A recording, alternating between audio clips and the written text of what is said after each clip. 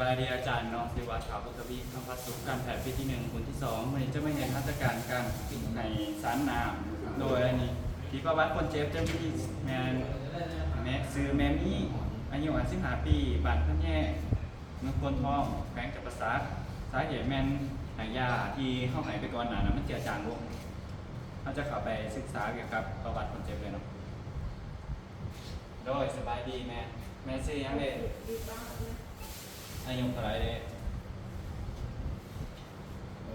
บ้านที่อยู่เลยโดยมีชื่อว่าถามทุบีเด้อวันนี้จะมาเรียนทัศการการให้สารหนักแกเมซึ่งลูกเป็นนักศึกษาที่อยู่ในแขนงการนี้ลูกเขาในอย่างไปเตรียมตัวอุปกรณ์นะโดยพอเข้าใจไหมเราจะมีตามขั้นตอน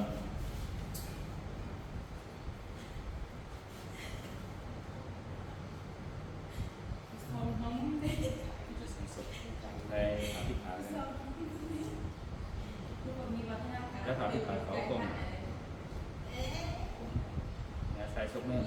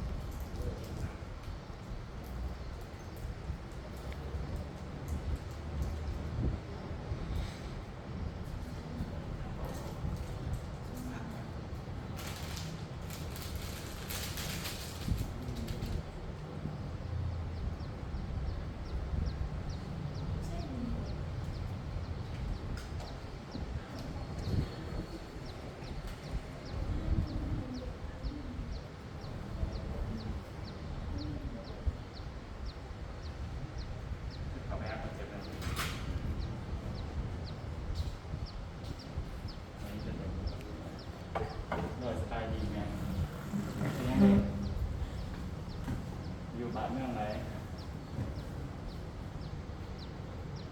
อายุเท่าไร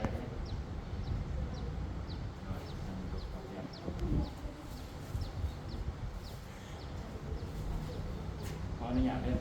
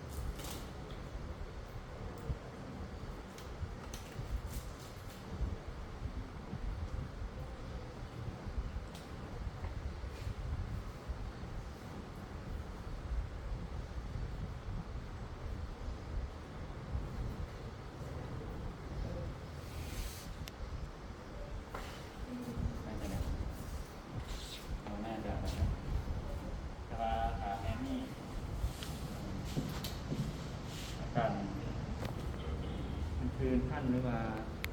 เป็นจังไรก็บอกพนักงานเลยพอพนักงานพยาบาลจะอยู่แถวดูเขาในอย่างนั้นนะ